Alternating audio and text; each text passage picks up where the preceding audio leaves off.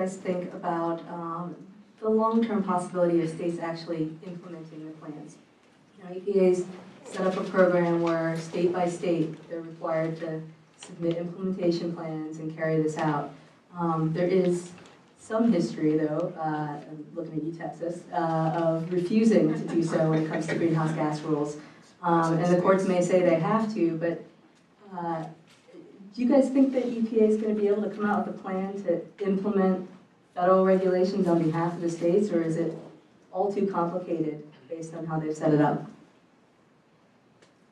Well, I think that states' reactions are going to be pretty varied. Some states are already very supportive of climate action and reducing greenhouse gas emissions. Many of those states already have plans in place, and that the EPA rule is a means by which they're going to beef up things they were already doing. Other states are going to kind of grudgingly going to go along. They're going to be a little nervous about what it means for them, but they're going to comply, and they have every intention of getting their plans in place according to the regulatory timeline. There's going to be a category of states that I suspect will drag their feet and make it as difficult as possible to get this plan fully implemented. Unfortunately, some of those states are some of the biggest emitters.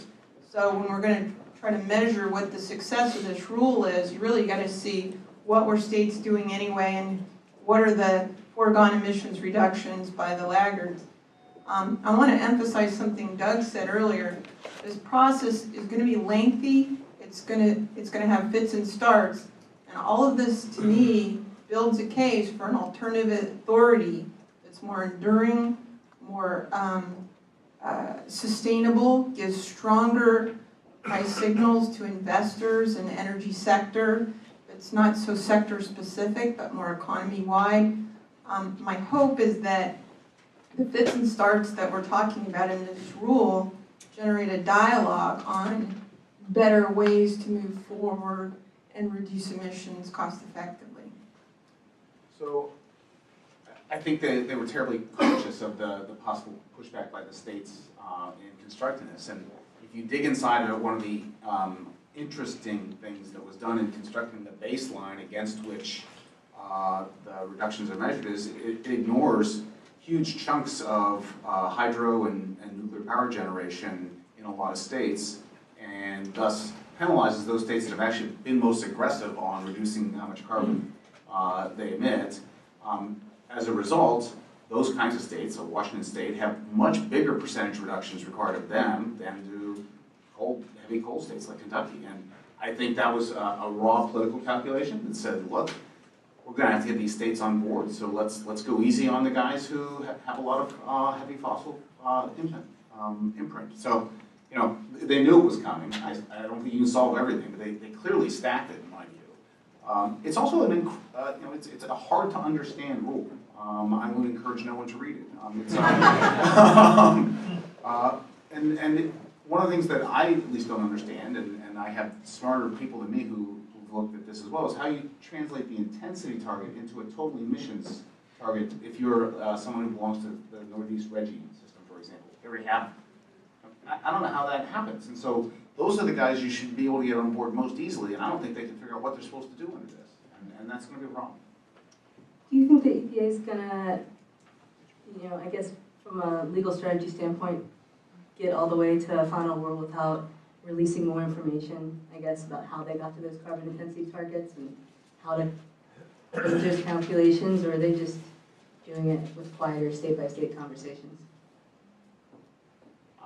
You don't have to know the answer. I think there's, I don't know. I'd love to hear what what do you think of this? But I think they're going to face continual pushback on the mechanics of the calculations that Jason talked about, let's say on the benefit side. Like there's a lot of the benefits here come from reductions in particulates, and they're already been cleaned up dramatically. They're claiming large benefits from a little additional reduction in those emissions, and I think that's open to question. I mean, this is not a linear process. There's diminishing benefits to doing this, and the states are being asked to implement this. You're going to ask questions about why they really think that's correct. And that's outside of just getting the social cost of carbon, which is a very controversial thing to begin with. So The benefits are always hard to quantify, but the ones they're relying on up front are the ones that I think are most suspect in their magnitude, and that's going to be an issue. Yeah, I mean, we've talked to some states that have actually made a lot of progress on their own, willingly, to reduce emissions in their state. And, those are the states that you would expect to be most willing to go along and to, want to do even more. But I think they do feel like they're being unfairly picked on. And so when you're creating ill will among people who should already be your allies, that's not a good place to start.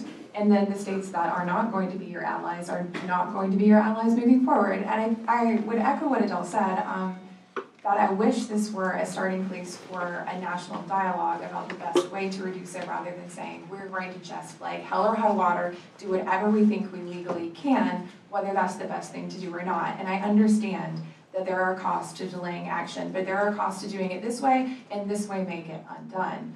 And what I worry about is that rather than this being a starting place for a dialogue, it once again creates some EPA version of the Obamacare narrative, which is the federal government versus the states, and what should the federal government do and what should the states do. And that's not a really particularly healthy starting point for this conversation, which should be about how we reduce greenhouse gas emissions.